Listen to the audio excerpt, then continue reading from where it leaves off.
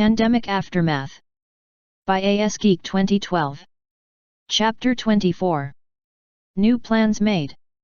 Only now did the Baron realize that unforeseen complications had arisen in his plans. Yet so far it seemed he remained unaware that the loyalty of his crystal enforcer was wavering. Would she truly come over to their side and help them thwart the Baron's plans, or would her sense of duty matter more? Meanwhile, the turmoil besetting the peasant girl's family only continues. Brother has turned against brother, and while this has distanced the girl from the Baron's corruption for now, it only darkens the cloud already hanging over her. Jenny opened her eyes and sighed, casting her gaze down to the notebook where she had been jotting down her musings with the narrative. Her journal entries had stopped about midday, as she had failed to obtain any new insights since then. Each time she reached out to it, it repeated the same thing, perhaps worded a little differently, but not enough to give her any additional information. Jenny sat alone in her room with the door closed to prevent her additional power from manifesting. The lack of a suitable audience appeared to keep it in check. It also minimized distraction, which caused an unexpected side effect. She sensed a faint intelligence behind the narrative, just beyond her grasp. It gave Jenny an uncanny sense that something or someone was standing behind the veil, either waiting for the right moment to manifest, or for her to become bold enough to seek it out. Neither prospect thrilled her. She glanced out the window and at the deepening twilight. She looked at her watch and frowned when she saw she was a few minutes late for her evening check-in. She slid off the bed and headed into the living room, where Eileen, Fire, and Beverly were making small talk. Eileen glanced at Jenny and asked, "Everything okay?" "You tell me," said Jenny. "Anything weird happen over the last half hour?" "If you mean any manifestation of your power, no," said Fire. Jenny uttered a relieved sigh. "Good." Beverly gave her a troubled look. "Jenny, can I talk to you for a moment?" Jenny realized the apology Fire had predicted was about to arrive. She had yet to share with Beverly the new revelation about her family, hoping that word would first come from Ted the next time he contacted Sam. Can it wait?" asked Jenny. "I need a little something to eat." "We only just had dinner an hour ago," said Eileen. "I know, but I guess I didn't get enough. I just want a snack." Fire hopped off the sofa. "I could use a little something myself." "I'll go with you." Jenny managed not to sigh in exasperation. "I could bring something back for you." "No, it's fine," Fire said as he trotted over to her. "I don't mind." Jenny knew this would happen. Keeping these stupid Dream Warden secrets was going to be the hardest part of this endeavor. "Frankly, I'd rather someone go with you," said Eileen. "Certainly," said Fire. "Besides, I want to see if I can catch Moonracer before she went on night patrol." Jenny heard the faint emphasis Fire placed on the name, and she realized she had yet to meet the observer whom Psychic Com had mentioned would identify themselves to her. "All right, let's go." She tried not to meet Eileen's gaze as she left, wondering if her aunt already knew something was up. As soon as they left the apartment and headed down the hall towards the stairs, Fire said in a soft voice, "I'm sorry I didn't get a chance to tell you earlier, but there was no good time. I'm one of the ponies tasked to observe you." Jenny could at least be content it was someone she knew and trusted. "Thanks," she said in a low voice. They remained silent as a pair of earth ponies emerged from the stairwell. Not until they had started down the stairs and were alone again did Fire speak. "I can report that I saw no manifestation of your mind-altering power, and that you've been actively trying to control it. I have no idea how long that will last," Jenny said in a low voice. "Nevertheless, I think they'll see that you're making the effort. Which brings me to something else I wanted to talk about. Yet, I think Beverly really needs to speak with you about a few things." Jenny waited until they had reached the main floor. "You told me she wanted to apologize." "It's more than that," said Fire. "She has a lot of other stuff on her mind. I'm not sure I could give her any good advice right now. I don't think it's advice she wants so much as insight." That's in short supply as well. It's more about the narrative, said Fire in a delicate voice. And what it can tell her about her family and what they're doing. Jenny frowned and stopped, forcing Fire to turn and face her. I can't command it like that. I can't ask it specific questions. I spent the last 2 hours trying that and failing. I had a feeling, said Fire. I just wanted to warn you what to expect from her. She's desperate for answers right now. Join the club, Jenny muttered before continuing down the hallway. They emerged into the communal dining hall, where a few ponies sat around tables sharing a snack or a beverage and engaging in soft conversation. More night ponies were in attendance, having what for them would be breakfast. Jenny spotted the silver-maned moon racer sitting alone at a table in a far corner. Jenny sat down opposite the night pony, Fire taking a seat next to her. Moon smiled at them even as she said, "You're a few minutes late, Jenny."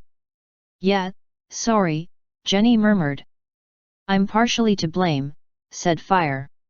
"I spoke to her about a few things along the way." Moon nodded. "I prefer Jenny be more punctual as there may be days she has a lot more to report. As it is, it appears it's been relatively quiet today. She's been going out of her way to keep control over her mind-altering powers," said Fire. "It seems if I don't have people looking at me, they don't get affected," said Jenny. "That's an interesting point," Moon said. "And it's good you're being proactive. I don't know what will happen if I'm under any sort of pressure, though. I understand. No need to worry about it until it actually happens." Jenny thought she had plenty to worry about, especially after what Connie had relayed to them from Jason. Eileen had strenuously objected to any plan which called for them to be taken by the FBI, no matter how much either Connie or Twilight trusted Anthony Heller. "Everything checks out with your other observers," Moon continued. "No reports of unusual activity around you. I think we can wrap it up for this evening." "I have a question," Jenny said. Moon nodded. "Yes. Don't go spreading this around, but we've been asked to surrender ourselves to the FBI." Moon considered.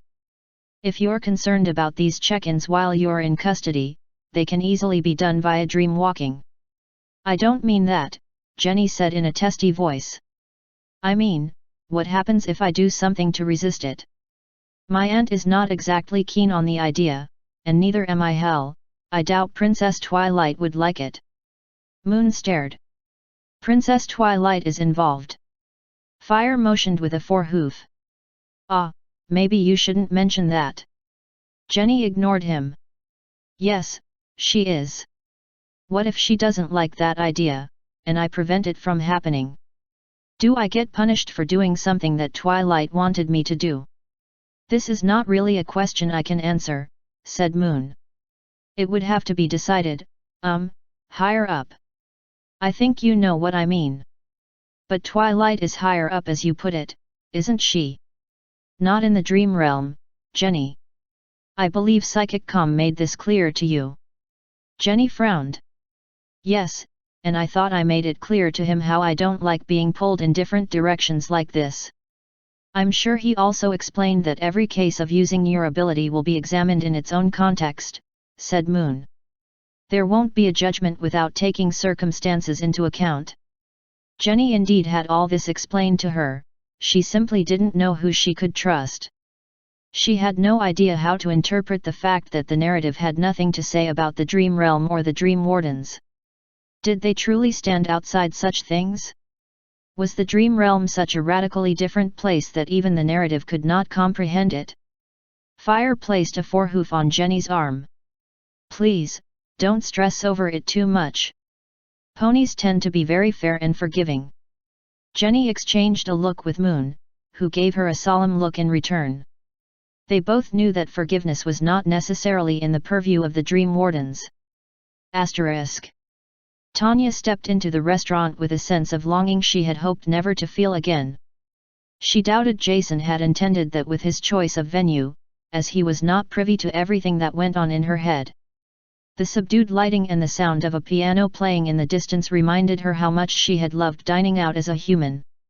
It had been a nice change of pace from the hectic pace she endured, and enjoyed, while on duty.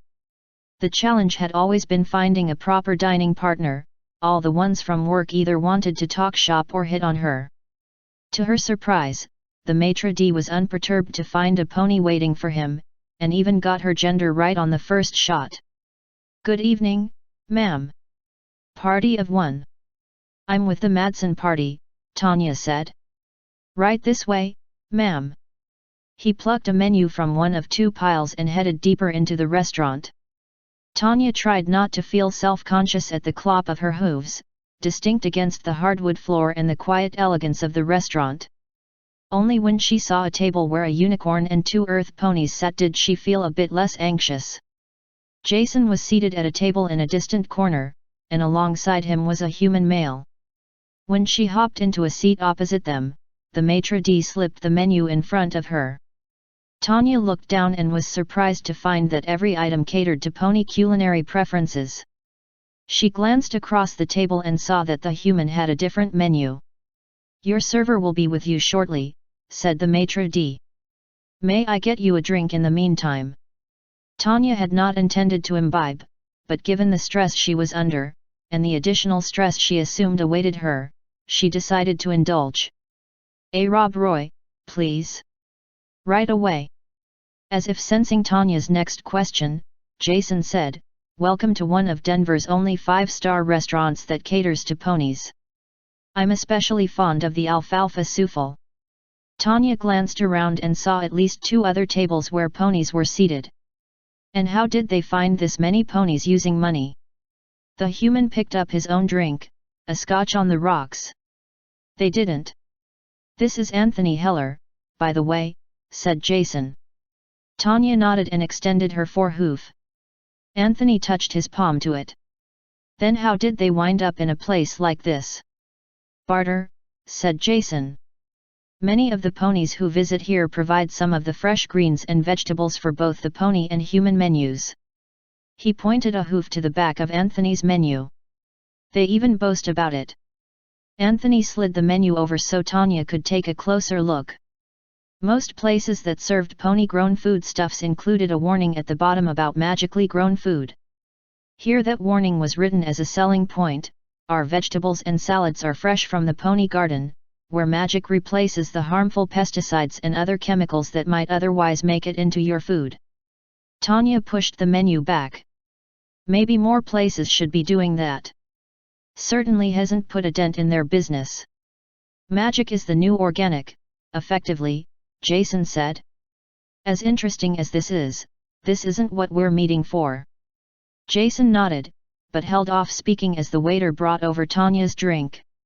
The stem of the glass even had a piece of plastic attached to it designed to fit a standard pony leg strap. As Tanya slipped it into her own, the server asked, "Do you all wish to order now?" "Please come back in 15 minutes, Jason said. "Of course, sir. If you need me before that, please notify any server and ask for Sean." Jason nodded as the waiter headed away. "Now, give me a moment, I've only done this once since learning it earlier." Tanya was going to ask him what he meant when his horn started to glow. Jason closed his eyes tightly in concentration, and Tanya flinched when his horn flashed. She looked around and stared as a faint, shimmering field surrounded their booth. Jason opened his eyes and smiled. "Hey, it worked." Anthony grinned. "And there isn't even any smoke curling from your horn this time." Tanya narrowed her eyes. "What did you just do?" "A privacy spell," Jason explained.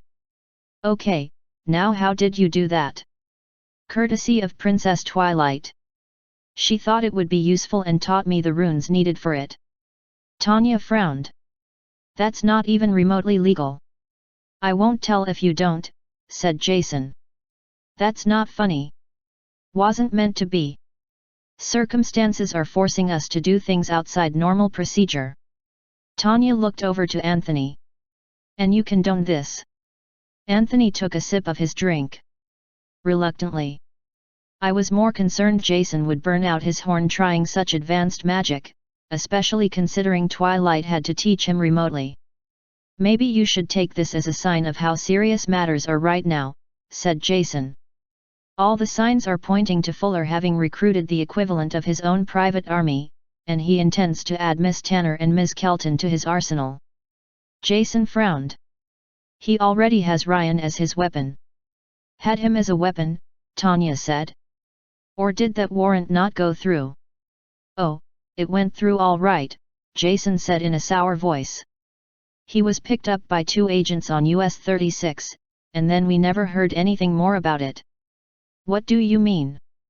We mean that we can't get any information on his whereabouts or the status of his arrest, and not from any lack of trying on our part. If I had to guess, I'd say Fuller had his cronies intercept him. But how did he? Tanya trailed off and frowned. The 2 agents he pulled off my detail. Looks like it, yeah, Jason said.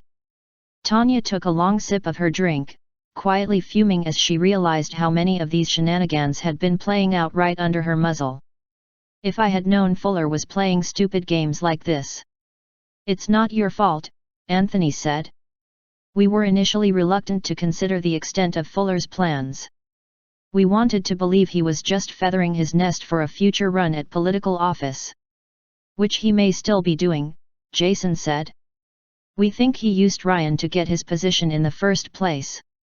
Tanya's pupils shrank as she put down her drink. He used his ability to play on existing fears about pony magic and separatism to not just gain his position but allow him more autonomy and latitude than a regional director ought to have. That's a hell of an accusation, said Tanya. And it borders on crazy conspiracy theory. Had you told me this earlier, I would have thought you'd gone off the deep end. And now? Anthony asked. I still think it sounds crazy. Tanya paused before adding in a lower voice, but possible. You'll still need a hell of a lot of proof to make it stick. We had hoped to gain access to Ryan and potentially offer him a deal, Jason said. His cooperation in exchange for evidence against Fuller. The night ponies are not going to like that. Frankly, I don't give a shit what they think, Jason said. I'm tired of their secrets and their vigilante attitude. Ryan will be brought to justice, but American justice. Tanya took another drink before asking, have you shared my idea with your partner? If you mean about Miss Tanner and Ms. Kelton surrendering to us, yes, said Anthony. The problem is, with so many of Fuller's cronies on your team, I'm not sure we can prevent them being spirited away like Ryan was, Jason said. And as I predicted, they're not at all keen on the idea. That was to be expected, Tanya said. There's another thing, Jason said. Twilight revealed to us that Princess Luna wants to cast a spell on Jenny to aid her in linking Ryan back to the Dream Realm. Tanya raised an eyebrow. Why? The stated purpose was to better locate him and get information from him concerning his activities. I can tell from your tone you're not buying that. Oh, they're telling the truth, Jason said. Just not the whole truth.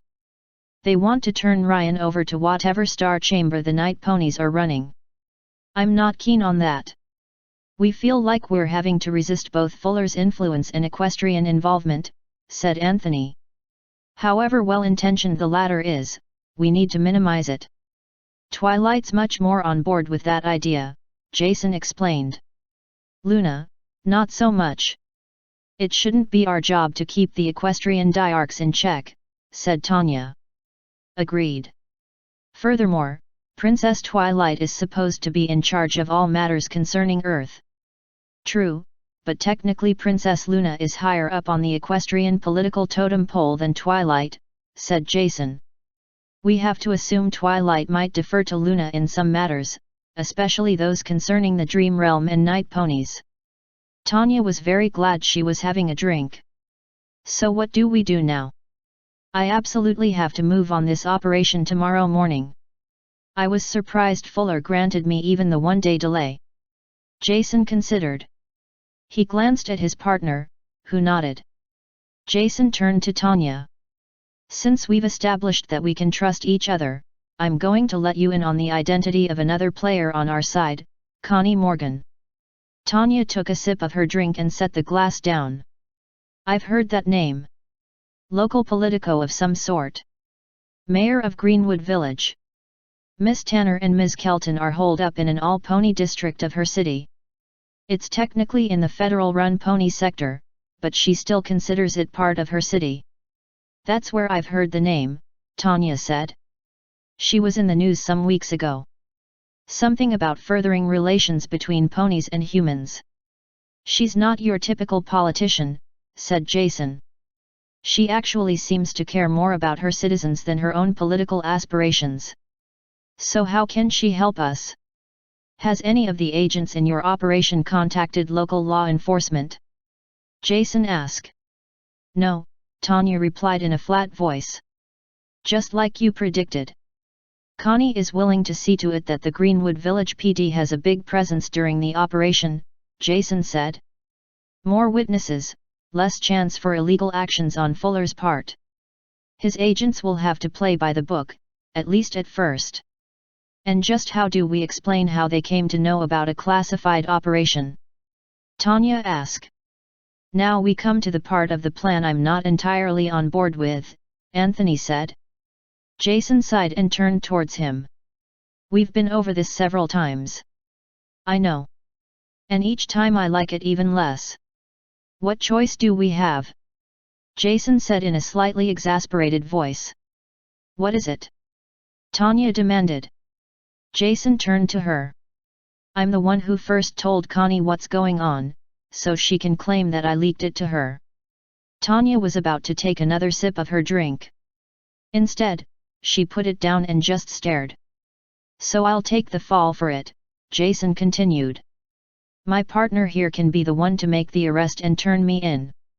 You can't be serious, Tanya deadpanned. That will distract Fuller, and make Anthony here look like he's just doing his job and being a good agent. Moreover, this is insane. Jason raised his voice. Moreover, it gives Anthony an excuse to learn about the operations and be a part of it. That's one hell of a risk you're taking. Tanya exclaimed. It's going too far. You're having the same reaction I did, Anthony said. Jason, I'll repeat what I said before, if this goes wrong, you've just tossed away your career. Jason clopped his hoof on the table. And what the hell is my career worth if I let some shitbag like Fuller get away with abusing his power? He's a disgrace to the Bureau. I talk a lot about night ponies and their secret police force hidden from oversight. Fuller is doing the exact same thing. This isn't what the FBI is all about. It's about protecting the citizens of this country, not building his own personal kingdom for God only knows what purpose. An awkward silence fell. Tanya had never heard Jason make an outburst like this in all the times she knew him, and from the look on Anthony's face, she could guess he hadn't either. You think I like having to resort to tactics like this? Jason continued in an impassioned voice. Fuller is the worst sort of adversary, someone who makes you compromise your own principles to combat him. None of what we're doing is completely legal.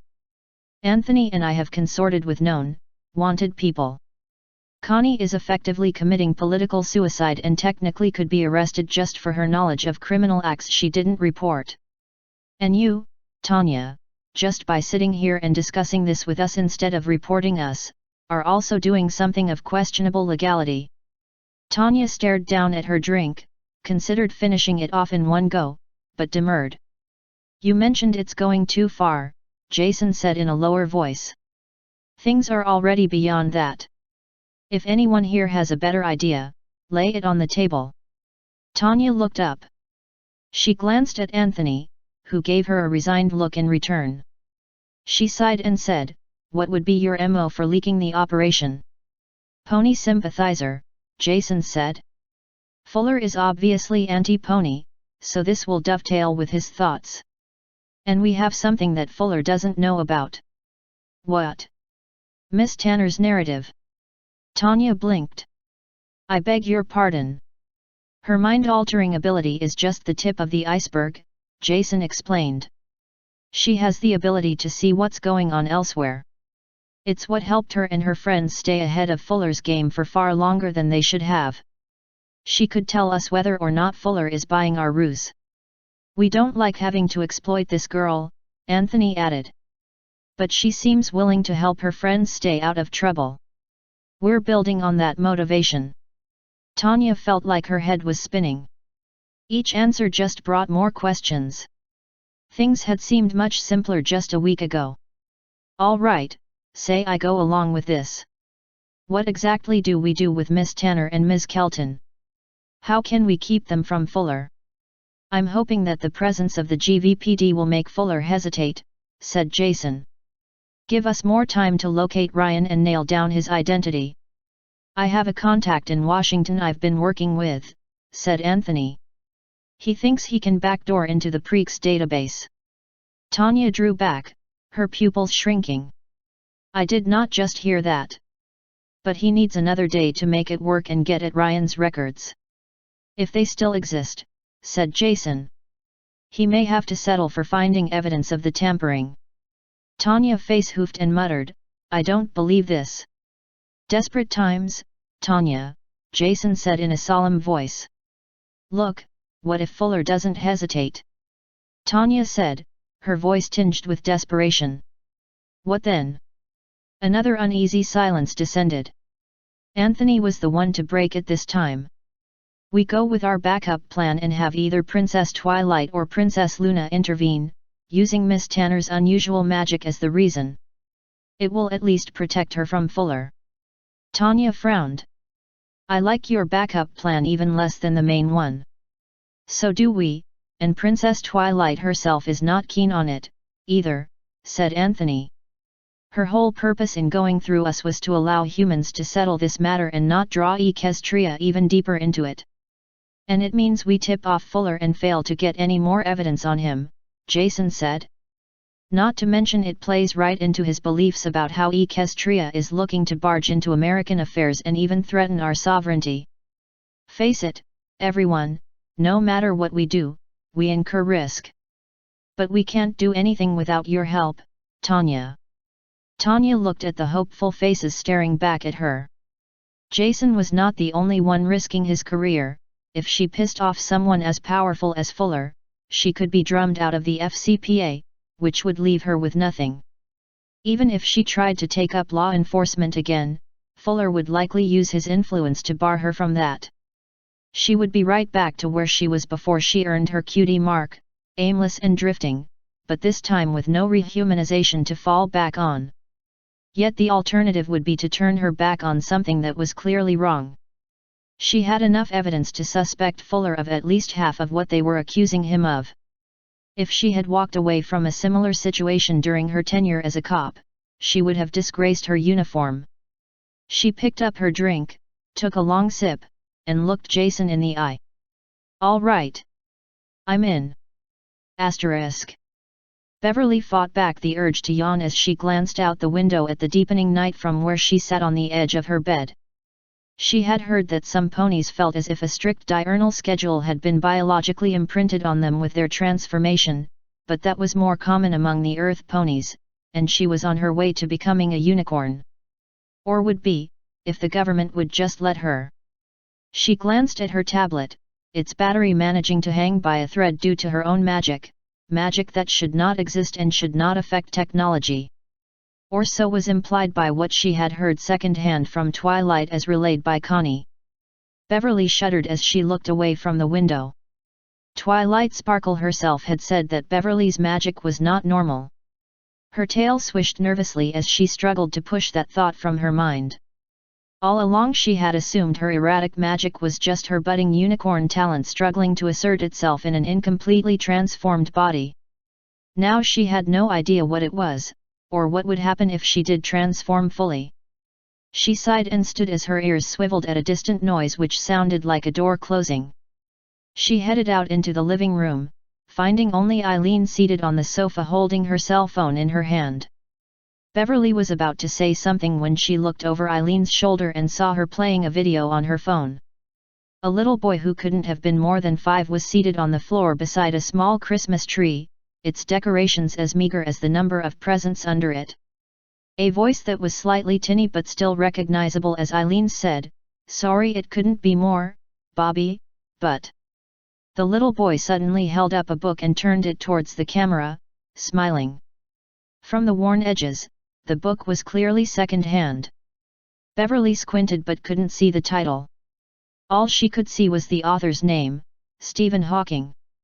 "Thanks, Mom. You're the best," the little boy piped. Beverly smiled softly and took a step forward as gently as she could, but her hoof clopped against the floor. Eileen's head jerked, and she quickly shut down the video and tossed the cell phone aside. "What is it?" she snapped, her voice quavering slightly, her eyes glistening. Beverly wrapped her tail around her knees. "Sorry." Eileen took a deep breath and let it go as a slightly ragged sigh. She wiped her eyes and cleared her throat. "No, it's fine," she said in a softer voice. "Sorry for biting your head off, you just startled me." Beverly nodded slowly. May I ask who Bobby is?" Eileen hesitated long enough that Beverly feared she had said the wrong thing. She was about to hastily withdraw the question when Eileen answered, "He's my son, though he prefers Bob now." "I didn't know you had a son." "Yeah, well, I haven't been the greatest of mothers to him," Eileen muttered. "He didn't come along with you." "He's been living with my sister and her husband, because they can be better parents to him than I ever could." Beverly was indeed curious as to why she now had her niece along with her instead, but she felt she had already pried too much. Eileen gestured to the phone. "I don't know why I look at those old videos. He doesn't look anything like that anymore." "Oh, he's grown up." "He's a pony, Beverly," Eileen deadpanned. "Sorry," Beverly said. "I mean, I'm not sorry he's a pony, just... I mean, I'm sorry I pried into." Eileen held up a hand. "I get it. It's fine. I need to stop being sensitive about things like that." Beverly nodded slowly. "If I may ask, what kind of pony is he?" "Unicorn," Eileen answered in a softer voice. "And from what I've heard, both what he does and doesn't tell me, a damn good one." Beverly heard some pride in Eileen's voice. She smiled faintly. "He keeps telling me he hasn't decided yet whether to rehumanize." Beverly's ears drew back slightly. "But I know him better than he thinks," Eileen said, some of the emotion creeping back into her voice. Fuck, even as a human, the kid was incredibly smart. If humans could get cutie marks, he'd have one. "Does he have? Oh, I guess he doesn't if he's still considering rehumanization." Eileen shook her head. "But I don't expect that will last. He'll get a mark, I'm sure of it." She paused. "I'll be proud of him. He would have accomplished something I never could." What would that be?" Beverly asked. "A purpose in life." In the ensuing awkward silence, Beverly felt like she had pushed the conversation a bit too far. She looked towards the door. "I thought I had heard Jenny come back." "Not yet." Eileen frowned. "Wonder what's taking her so long." "She said she just wanted a snack." "I thought she would bring it." "Oh, that might be her." Beverly's ears had already pricked at the sound of approaching footsteps and hooves in the hallway. The door opened, and Jenny and Fire stepped inside. "Sorry for the delay," said Fire. "You know how ponies are, we get talking to friends and lose track of time." Eileen nodded once and looked at Jenny. "Get what you wanted?" Jenny blinked rapidly, as if she had been off in her own little world. "Hey? Oh, yeah, I did." "You okay?" "Of course. Why wouldn't I be?" Eileen just nodded again. "Beverly wanted to talk to you." Jenny had already looked Beverly's way and started towards her, as if suddenly eager for the conversation. "I know. Beverly, you want to talk in your room?" "Yes, that's fine," Beverly said in a soft voice even as Jenny headed past her. She followed and closed the door behind them. "First of all, I want to apologize." Jenny shook her head. "You don't need to." "Yes, I do," Beverly continued. You were only trying to help. You were just relaying what the narrative told you. I shouldn't be angry with you over that. But I understand why you were. I was telling you that your family was working against you. Jenny, the hard truth is that your aunt may be right about Larry. He really wasn't doing anything with his life last I saw him, and I don't have any reason to believe he got any better since then. Beverly cast her eyes downward. I'm just afraid he managed to get Sam on his side. He didn't. Beverly's gaze snapped up. What? Are you sure? Yeah, Jenny said in a low voice. I meant to tell you I had a new, vision from the narrative. It sounds like Sam might have found out what Larry was doing and told him to take a hike. Beverly sighed. As much as I hate to see my brothers fighting, especially over me, I hope you're right. You said Sam was more sympathetic to you. I know, but I haven't seen Sam in months. Last time we talked, he called me crazy and deluded in so many words. Beverly raised her gaze to Jenny again. Am I crazy and deluded? Jenny gave her a nonplussed look. I'm sorry. Is wanting to be a pony really that insane? Beverly asked. I'm really not a good one to ask, Beverly, Jenny said in a flat voice. Anyway, you made your decision on that, right? Beverly hesitated. I don't know. Jenny gave her a curious look but said nothing. Beverly fell to the edge of the bed springs creaking. I overheard Eileen earlier. She was quoting something she had heard from Twilight Sparkle, becoming a pony won't solve all your problems. Well, no, it won't, Jenny said. Beverly looked up. But when I look at you, and the problems you're having, I'm not sure rehumanization would solve anything, either. I don't know what to do anymore. I don't know what I should do. I became human again because I wanted to, said Jenny. Yeah, maybe I didn't want all this baggage that came along with it, but I still made that decision because I thought it was best for me. And you wouldn't decide differently if you knew what would happen to you. No, I wouldn't, said Jenny without hesitation. Look, I don't have an explanation yet for all this. Twilight doesn't even know herself. All she knows is that what's happening to me is different, and that's sort of a comfort. Beverly tilted her head. It is. I know it sounds weird, but somehow having this be some sort of strange new form of magic is better than having it be leftover pony magic. I'm not saying pony magic is bad, just that I made the decision to leave it behind, so I wanted it gone. But something took its place. Yeah, it did, but I had a thought about all this as I was coming back up to the apartment. I have to somehow make this thing mine. Beverly considered and shook her head. I'm not sure I follow. Everything that's happened to me has been forced on me, Jenny explained. First sunset screwing with my head when I was younger, then being forced to transform into a pony. Taking the decision to rehumanize felt like the first time I had any sort of control again. But you said you lost that control again when you got new magic. Yeah, I know, but I'm starting to realize that I have to stop whining that everything is out of my control and find a way to take control again. I've been trying to take that control all this afternoon without realizing it. No one is going to hand it to me, as that's just someone making another decision for me. But that's how I feel, Beverly said. Like I have no control, like others are making all the decisions for me, like what I want doesn't matter. Jenny considered before saying, it sorta sounds like you don't know what you want. Beverly opened her mouth to reply, but closed it without saying a word. I think that was my problem, too, Jenny said in a softer voice. I didn't know what I wanted. Or what I should want. I had to decide for myself. You wanted to be rid of this power, Beverly said softly. Yes, but that's not going to happen. The hard part, Beverly, is trying to fit what we want into what we can have. So you're flat out telling me I shouldn't want to become a pony. I didn't mean that. Beverly's tail twitched, but she said nothing.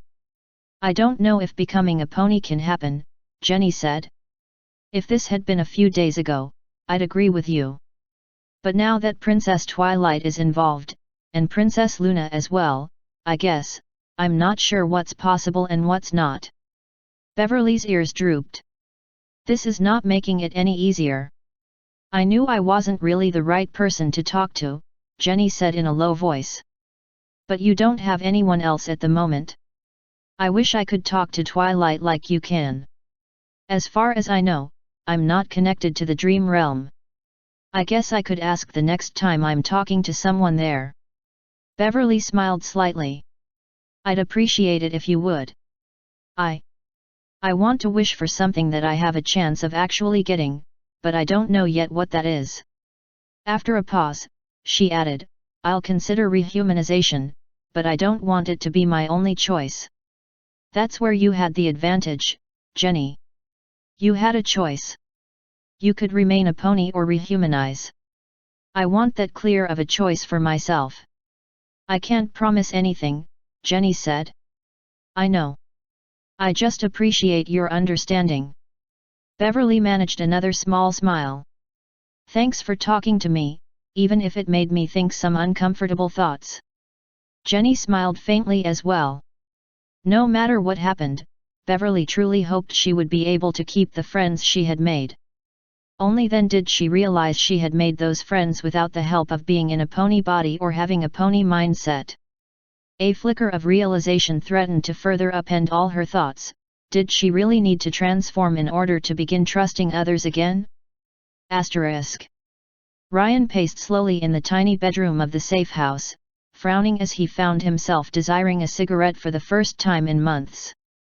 If he could say anything good about his initial transformation into a pony, it had allowed him to free himself from that disgusting habit. He did know ponies who still smoked post-transformation, but they were aberrations. The irony was not lost on him that he was talking about aberrations within what were aberrations themselves.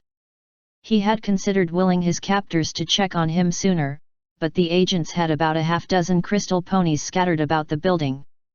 One corner of his mouth rose. They considered themselves safe with those infernal glitter bombs around them. True, they made it harder to use his active ability en masse or from a distance, but it did nothing to stop him from using his passive sense, nor stop his power when used in very small doses one-on-one. He would rather they continue to have a false sense of security rather than give himself away. He sat down on the edge of his bed, annoyed at his lack of options. Working through that political proxy had allowed him the freedom he had craved since he had first become Fuller's lab rat. Now the prospect of being under Fuller's thumb again seemed inescapable. Perhaps.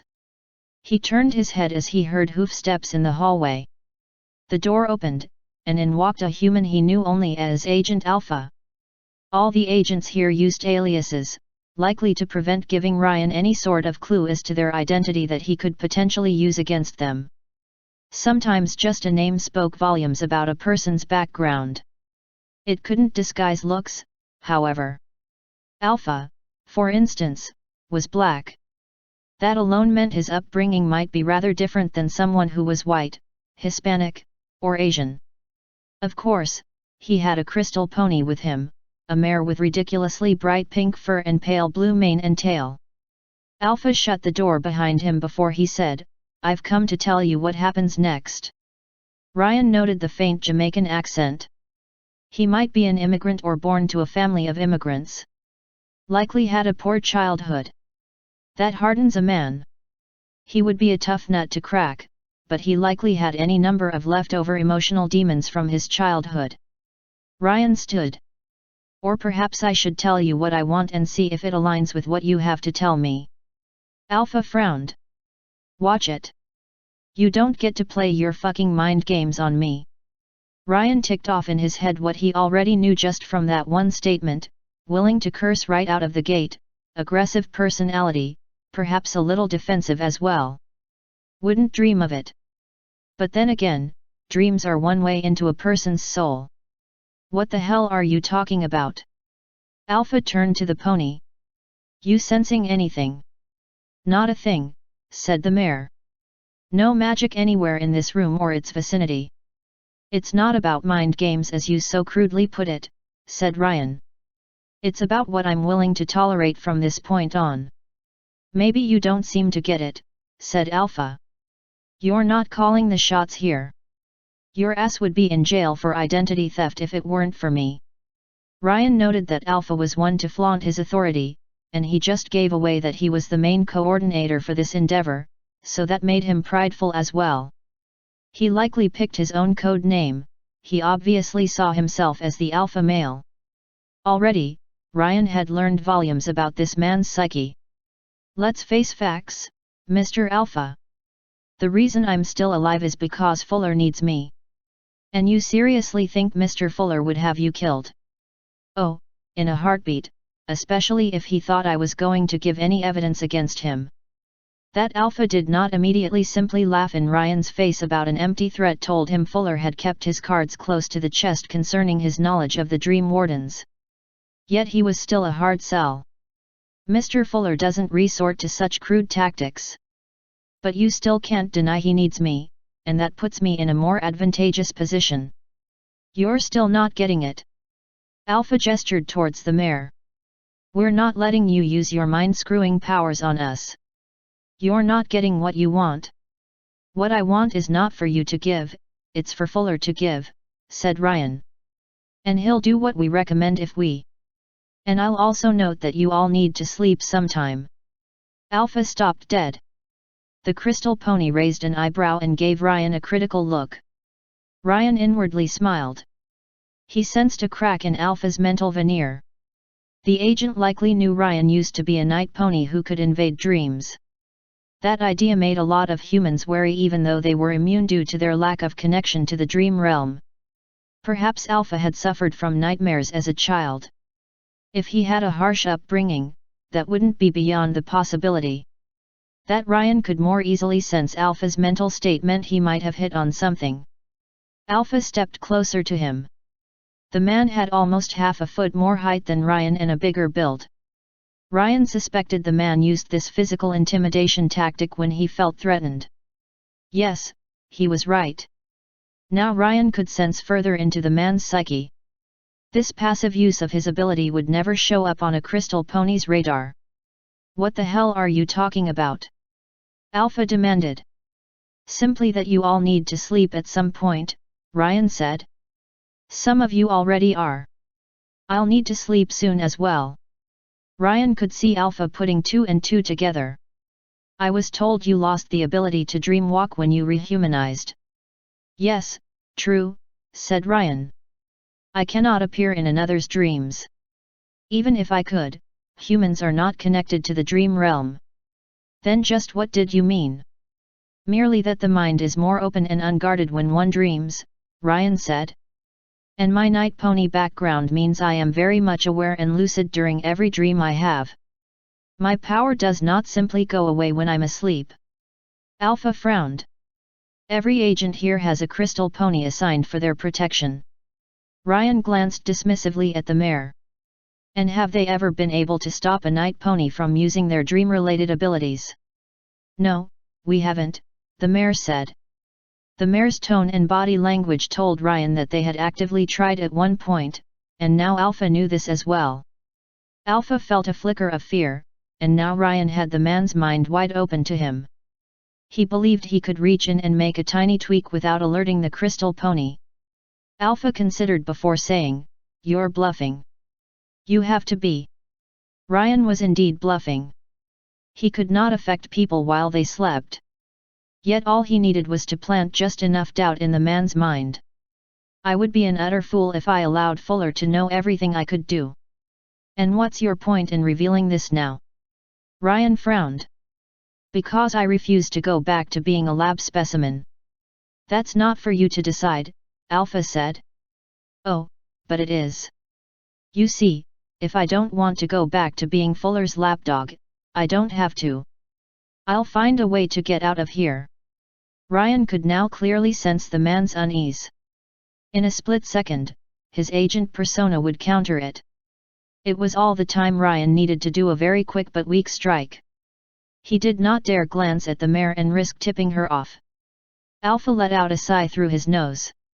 What is it you want? I want to be taken straight to Midrock. Alpha raised an eyebrow.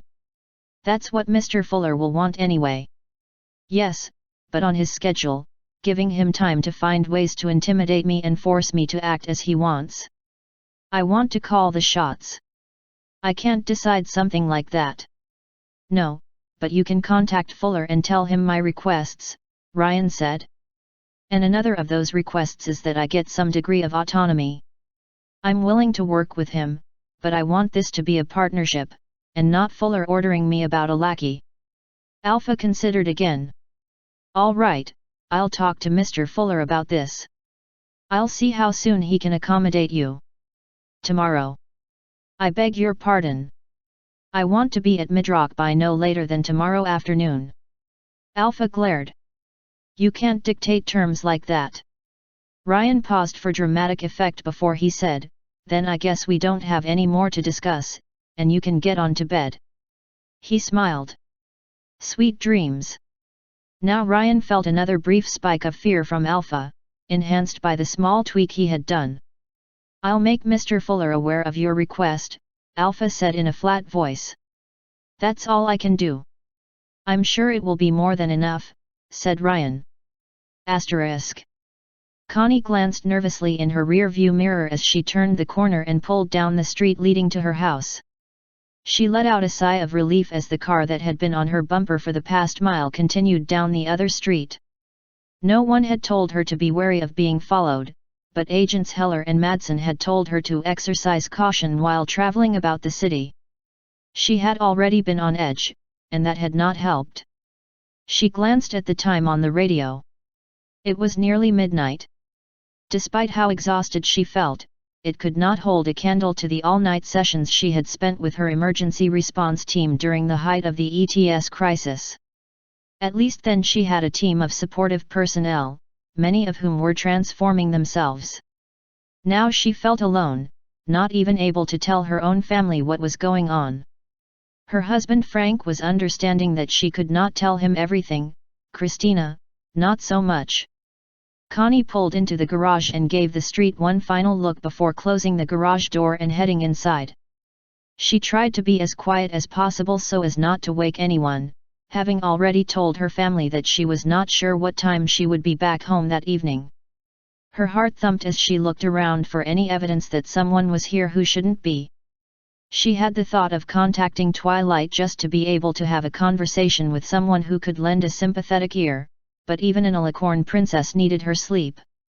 Connie took a deep breath when the realization hit her. She was a mayor of a tiny city, and yet she now had connections to equestrian royalty. She thought it ironic that Christina had such high aspirations for Connie's career, possibly more than Connie had herself. To Christina, this was a lark, and she was upset that she couldn't share in it. Once she was satisfied that downstairs was in order, Connie headed up the stairs. At first she thought the soft sound of hoof steps against carpet were her own thoughts manifesting themselves in her tired state, until she saw the little filly standing in her bedroom doorway. "Mom, is that you?" came Christina's voice. Connie sighed and stepped up to her. "Chrissy, you should be in bed." Christina rubbed a bleary eye with the back of her hoof. "I couldn't sleep." Connie smiled faintly and crouched beside her daughter. "Were you worried about me?" "Sorta," Christina said in a hesitant voice, though even in the dark, her large, expressive eyes told the truth. Connie gathered Christina in her arms and took her into the bedroom. "I'm sorry I worried you, honey, but I've had late nights like this before." "Yes, but I know why you have those late nights," Christina said as her mother set her down in bed. "You won't tell me a thing now, not since Chui." Connie placed a finger over her daughter's lips. "Shh! Since you know who talked to you," Christina continued in a slightly annoyed voice. "Mom, you know what happened today in school." Connie tensed. "What happened?" "Our teacher told us classes were cancelled for tomorrow so we can help with the after-harvest festival." Connie relaxed and smiled as she brushed some strands of mane hair from her daughter's face. And what's wrong with that? Well, we still have to go to school tomorrow, we'll just be working on stuff for the festival. Connie had known about that. She had specifically requested that the foals be kept in school tomorrow for their own safety. It will make it easier for you to work with your friends. You don't have to try to find some place else to meet up. But they never did that before, said Christina. Why now? Connie was struck by how uncanny her daughter's perception could be sometimes. She had always been rather intelligent as a human, but sometimes Connie suspected her daughter's transformation somehow had ramped it up. In the explanations from Twilight that had followed the counterspell, she had stated that Sunset Shimmer had some sort of overall plan for the transformed population, which was why some had come into rather powerful natural talents despite having no formal introduction to pony magic. Connie could only speculate if something had been planned for Christina in that regard. Is something going to happen tomorrow? Christina asked in a worried voice. Connie could no more lie to her daughter than stop breathing. She cradled the side of Christina's face with her hand as she said, "Yes, and you and your friends will be safe if you stay in school for the day." "But what's going to happen?" Christina asked. "Is it something bad? Something dangerous?" "It could be, and that's why it's important that you go to school tomorrow and do what your teachers tell you." "Should I warn my friends?" "You don't have to," Connie said. "As long as you and them stay in school for the day, you'll all be safe. You don't need to worry about it." "What about you?" Christina asked, her voice somewhere between a plea and a demand. "Are you going to be safe?" That was a loaded question. Connie had no intention of being in the pony sector when things went down the next morning. The police department didn't need her directing them, and as far as anyone could tell, Fuller didn't know of Connie's collaboration. "I'll be fine," Connie said.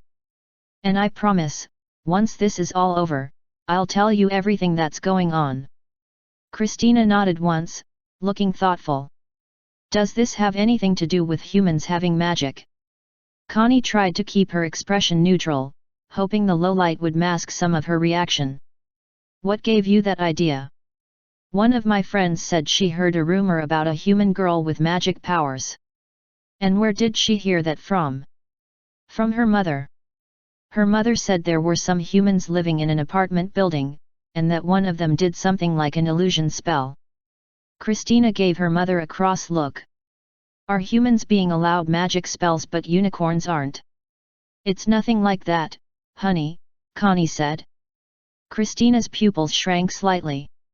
"So there really is a human with magic powers." Connie felt both proud and rueful of her daughter's perception. "I can't really talk about it right now, and I'd appreciate it if you didn't, either." Christina pouted. "More secrets?" "Unfortunately, yes, and you know who would likely want you to keep it secret for now as well."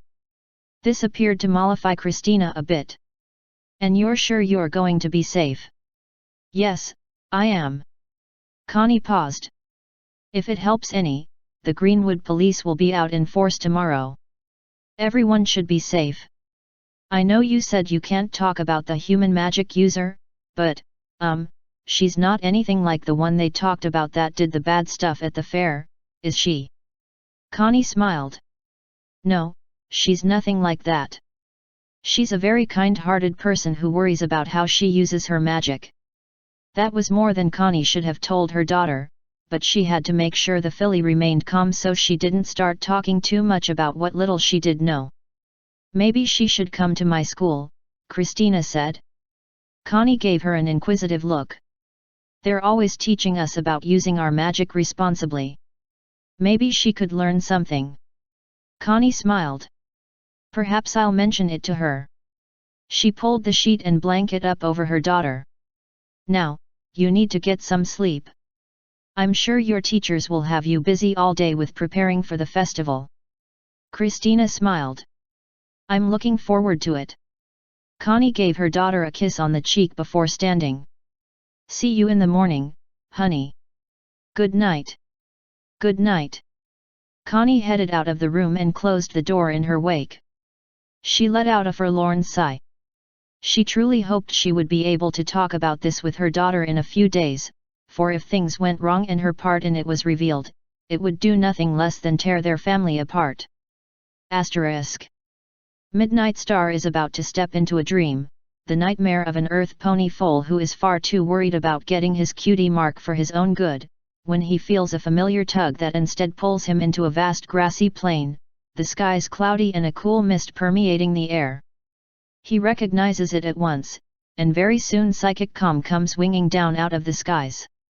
As soon as the Dream Warden's hooves touch the ground, Midnight is reciting his oaths. Once he has finished, he immediately follows it with a comment delivered as gently as he can, "I was about to step into a foal's nightmare." "Yes, I saw," Psychic says in a crisp voice. "I asked Moonracer to handle it. Couldn't VE picked a better pony for the job?" Midnight pauses. "So, any word?" "I have spoken with the other wardens," Psychic says. "To my surprise, Sha'am was not as intractable as I suspected she might be." Midnight relaxes somewhat. "Maybe you caught her in a good mood." Gadab and Taki Krik, however, were in anything but a good mood. Midnight refrains from noting that Gadab, the Warden of Anger, might as well have his humor surgically removed for all the good that it is doing him. "What about the rest?" "Phobia Remedy was in favor of bringing Jason into our confidence, as I suspected she would," Psychic explains. "But she balked at the idea of placing the fate of Ryan in the hands, or hooves, of denizens of the waking world." Sha'am expressed similar reservations, but was leaning in favor of working with Jason. "How did you vote?" Midnight asks in a tentative voice. "In favor of your proposal." Midnight blinks. "Really? Once I had a chance to think about it in a more calm and rational manner, I saw the merits of your arguments." "So you, Phobia, Sha'am in favor, Gadab and Taki Krik against. I guess that left it up to you." Midnight cannot even guess how the Warden of Lust would vote. She is the most unpredictable of the lot. If Midnight had to get in serious trouble with any of the wardens on the other side of the world, and he had a choice, he would actually pick Sha'am over Yunyu, at least then he would know what he is getting. "Well, don't leave me in suspense. What about Yunyu?" "She was too conflicted," Psychic says. "She didn't agree with taking Jason into our confidence, but did not want to create a deadlock when three of us were convinced. Thus she abstained, and the motion passed." "Well, thank you for being on my side, it's appreciated."